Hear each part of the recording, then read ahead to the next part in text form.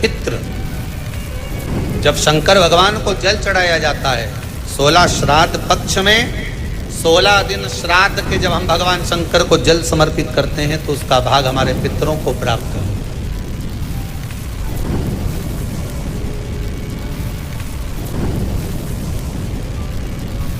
केवल 16 श्राद्ध के दिन ही ऐसे होते हैं जिसमें शंकर भगवान को जल में दूध मिलाकर चढ़ाने की जगह दूध भले 1 चम्मच चढ़ा रहे हो पर अलग से चढ़ाओ, कच्चा दूध अलग से चढ़ाओ, उसके बाद भले तुम जल चढ़ाओ, पर लोटे में जल में दूध मिलाकर 16 दिन श्राद्ध पक्ष में नहीं लेना। भले 1 चम्मच दूध लेकर जाओ, 1 कटोरी दूध लेकर जाओ, पर कच्चा दूध अलग से लेकर शंकर भगवान को अलग से चढ़ाओ, क्योंकि 16 दिन श्राद्ध पक्ष के जब भगवान शंकर को दूध और जल चढ़ाया जाता है वो हमारे पितरों के खाते में चला जाता है, हमारे पितरों को उसका भाग मिलता है। इसलिए शंकर भगवान को कच्चा दूध भी चढ़ाओ तो पानी में मिलाकर नहीं, एक अलग से 1 चम्मच ले जाओ, भले फिर शिव जी को चढ़ा दो, भले एक छोटा सा कटोरी में ले गए चढ़ा दो, जल ले गए चढ़ा दो, हमारे पूर्वजों को।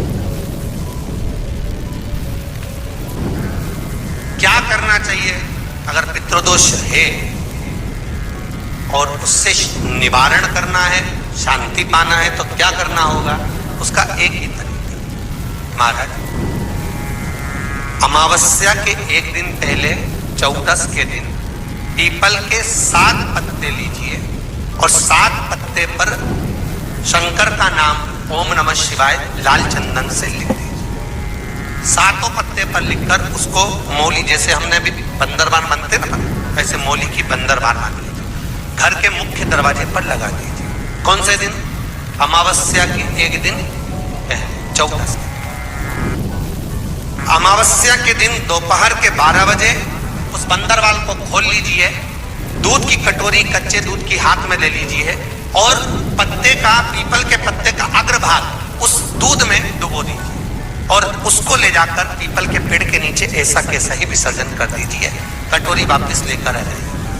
मात्र 2 अमावस्या करोगे, आपके घर का पितृदोष समाप्त होगा, लक्ष्मी बढ़ेगी, घर से रोग समाप्त होगा और घर में प्रेम बढ़ेगा। पितृदोष को समाप्त करने का इससे सुंदर कोई तरीका है शिव कर सकते, शंकर के साथ। कई लोग कहते हैं कि श्राद्ध पक्ष आ गया, ये कर लेना चाहिए तो प्रेत योनि से मुक्ति हो जाएगी, पितरों की शांति के लिए ये कर लेना चाहिए तो पितृ मुक्त हो जाएंगे। पहले तो एक बात अच्छे से समझ लो, पितृ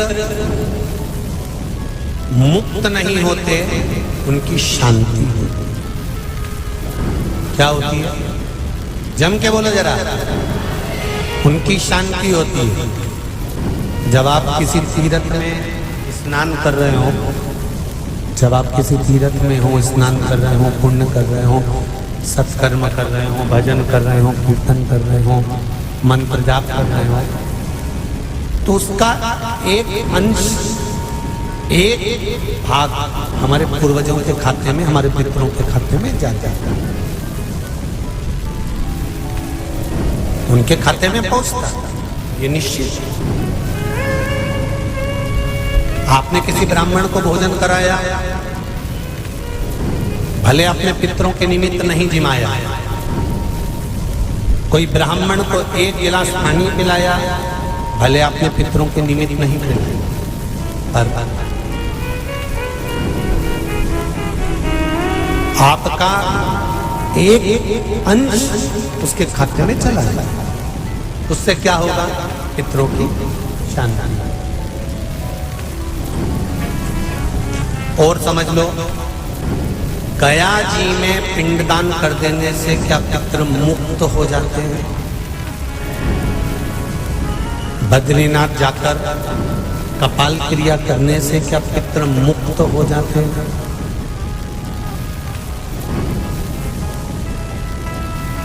भाई,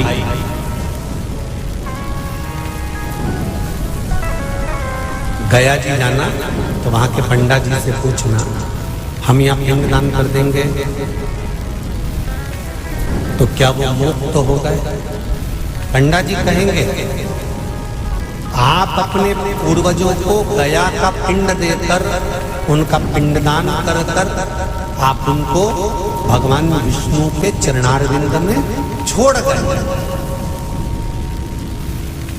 पर आप घर जाना तो घर पर जब जब श्राद्ध पक्ष आए तब ब्राह्मण को भोजन जरूर करना। भले तुम भूख मत देना, कौवे का मत निकालना, पर एक काम जरूर करना कि ब्राह्मण भोज कराना। उससे क्या होगा? 16 श्राद्ध में जब हमारे पितरों को, हमारे पूर्वजों को पितृलोक से छोड़ा जाता है तो वो सबसे पहले जिस घर में रहे होते हैं, जहां उनका पिंड घर में दिया होता है, जहां रहे होते हैं, सबसे पहले वो वहां, सबसे पहले वहां आएंगे। और अगर तुमने उनकी तिथि पर, उनके वार पर अगर आपने भोजन करा दिया है तो उनकी मुक्तता नहीं, उनकी शांति हो जाती है।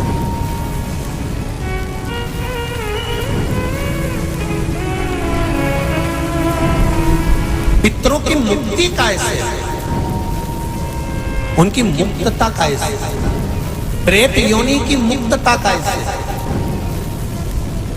तो कहा जैसे भगवान का नाम लेने वाला व्यक्ति दूसरा जन्म नहीं पाता, उसी तरह भगवान का जो भजन करते हैं, कीर्तन करते हैं, मंत्र जाप करते हैं, या शिव महापुराण की कथा, राम कथा, भागवत कथा, विष्णु पुराण आदि जितनी भी पुराण हम श्रवण करते हैं, हमारे श्रवण करने का एक भाग हमारे पितरों के खाते में जाता है, तो उस कथा के फल से उनकी मुक्ति हो जाती है। उनकी कथा के फल से मुक्तता।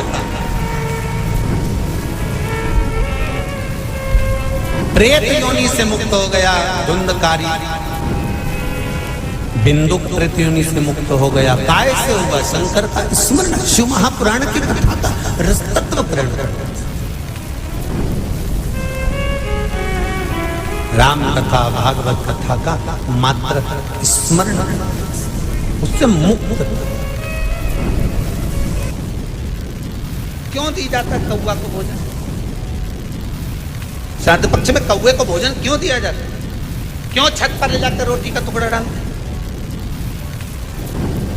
काशी, कांची, अवंतिका, अयोध्या आदि जितने पावन क्षेत्र हैं, जगन्नाथ, द्वारका, रामेश्वरम, बद्री नारायण, जितने जितने पुण्यशाली क्षेत्र हैं, मथुरा आदि जितने, वृंदावन आदि जितने पुण्य क्षेत्र हैं, शिव महापुराण की कथा में, स्कंद पुराण में लिखा है कि जितने पुण्यशाली क्षेत्र हैं, सारे पुण्यशाली क्षेत्र, चाहे चित्रकूट हो, अयोध्या हो, काशी हो, उज्जैनी हो, त्र्यंबकेश्वर हो, जितने पुण्यशाली क्षेत्र हैं, सारे पुण्यशाली क्षेत्र में पिंडदान होता है। बोलो मालूम है क्या आपको? मालूम? सब दूर तर्पण होता है, सभी जगह पिंड होता है, सभी जगह तर्पण होगा, पिंड होगा। तो श्राद्ध पक्ष में तुम इतनी सारी जगह जाकर तर्पण कर सकते हो क्या?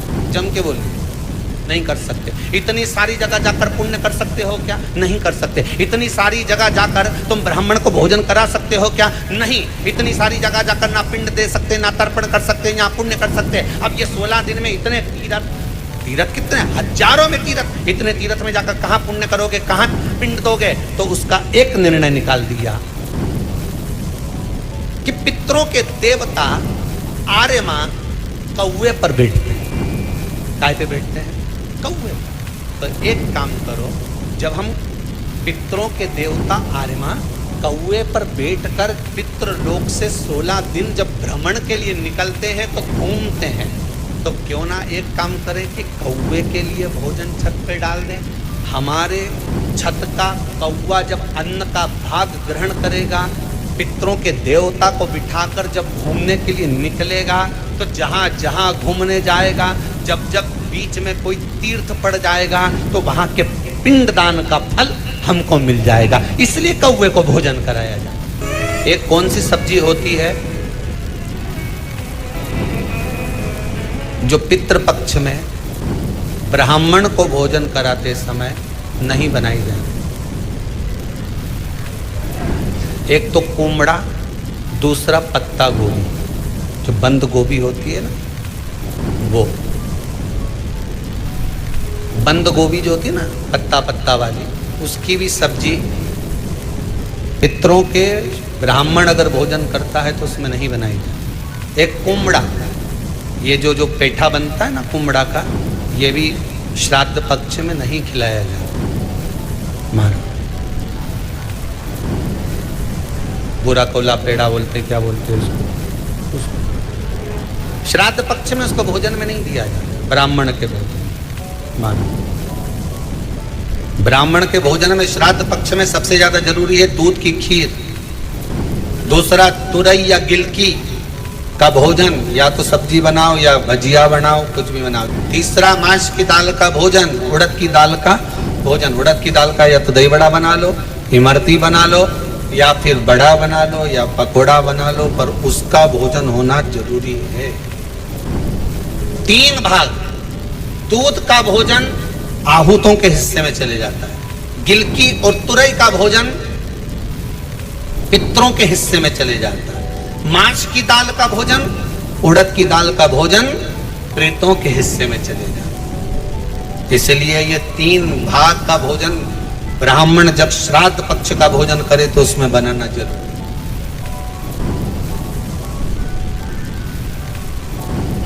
बहुत जरूरी। आपके यहां जब श्राद्ध हो भोजन अवश्य